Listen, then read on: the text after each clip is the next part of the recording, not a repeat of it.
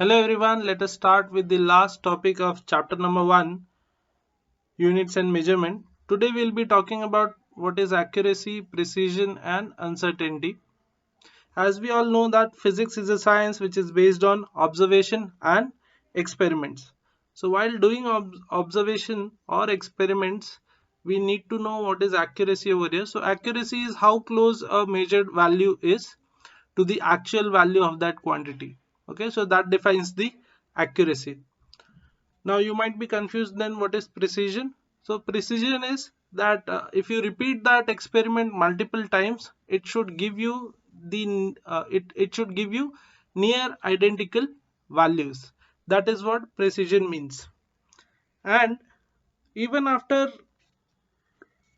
setting up the experiments very nicely, there are chances that you might get faulty readings because of some uncertainties in the observation. And let us look at these reasons over here. One is the quality of instrument used. If it is not proper, the quality, it might give you error values. Skill of the person doing the experiment is also important. So the person who is doing the experiment should be qualified to handle the instrument. He should know how to operate the instrument, right?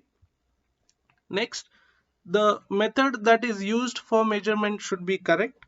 And lastly, there are some external or internal factors that might affect the result of the experiment. So we'll talk about all this in detail in the coming slide.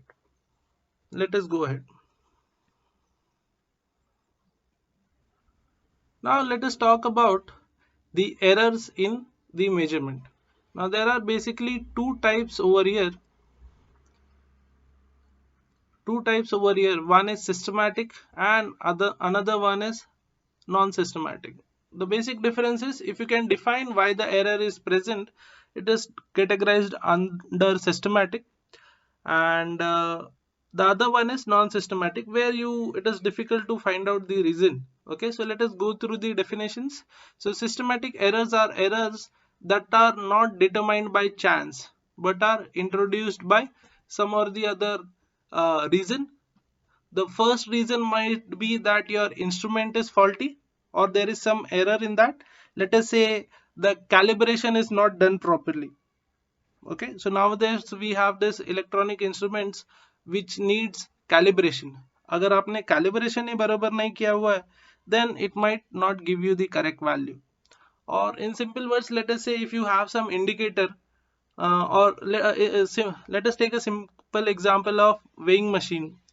If nobody is standing on it, or there is no one whose weight is being checked, and by default it is showing a non-zero value, let us say it is showing 100 grams, even though nobody is checking the weight, then next time when somebody is checking the weight, there will be some error, and that will be mostly of 100 grams or more, right? Because it was not calibrated properly. Next, we have error due to imperfection in experimental technique.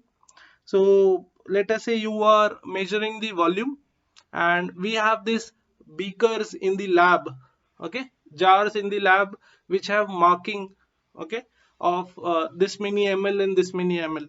Now if you are not holding the beaker straight, if it is tilted here and there, then what happens? You don't get the correct value, right? So again, there will be inaccuracy. Next, or the last type of error in systematic is personal error. Now the person that is doing the observation or doing the experiment might not be qualified, or he or she is being careless about taking the observation, okay, and that might result into errors, and these errors are called as personal errors. Now these errors can be what you can say reduced by having perfect near to perfect calibration, or taking utmost care while doing the experiment, doing it perfectly correctly. But there will be some amount of error introduced for some or the other reason, and those errors are called as non-systematic errors, or you can simply call them as random errors. These are called as random errors, and these errors cannot be eliminated completely, but what we can do is we can minimize it by taking average or something like that. So we'll discuss that in the next slide. So random errors, they occur normally due to, let us say you are measuring the pressure of a gas, right? And during the measurement there is this temperature change happening in the surrounding, so that might affect the pressure or volume of the gas. So that will again give you a error value, right?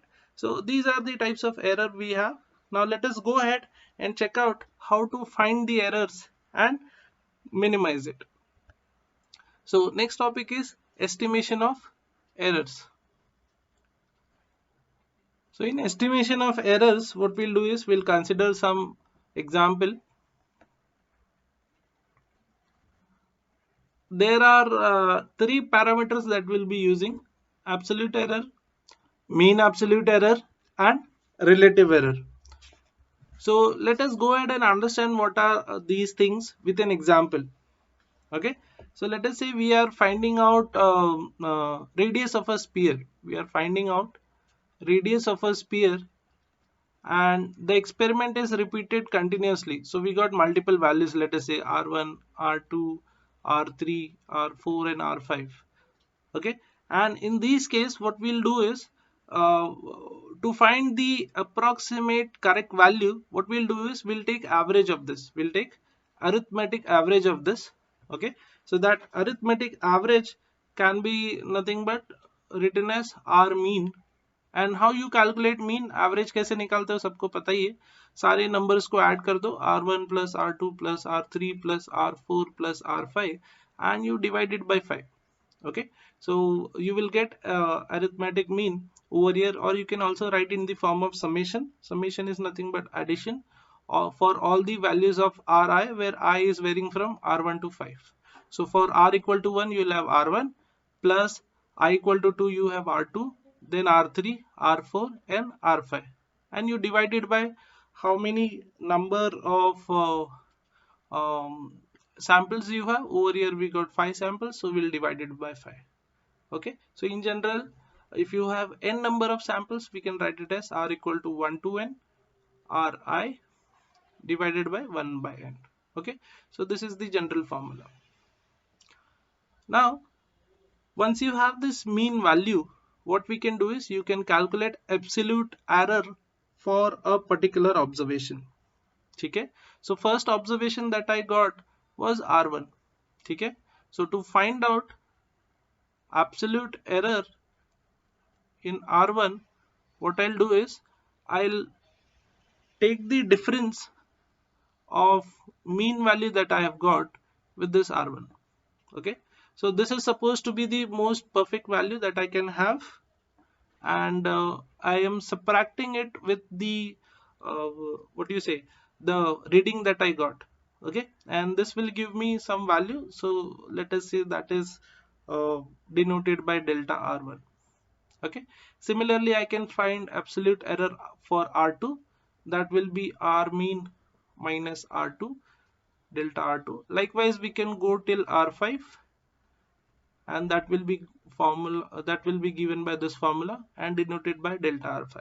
Okay, so these are all the absolute errors that I got for a particular reading: delta r1, delta r2, delta r3, delta r4 and delta r5. I hope you understood this. Okay, now what we can do is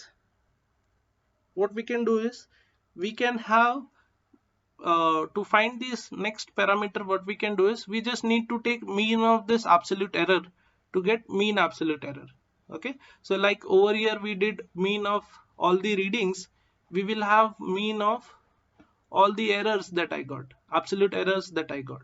Okay, and mind you, this sign is for that whatever is the difference we will take that. Okay, minus sine नहीं आएगा यहाँ पे, whatever is the difference we will take that, उसी को absolute value बोलते हैं. I hope you have done this in mathematics. So r mean कैसे निकालेंगे हम लोग? So you'll have delta r1, delta r2, delta r3, delta r4 plus delta r5 divided by 5, similar to the formula that we have above. Okay, so ये जो हमें यहाँ पे मिला, this is nothing but mean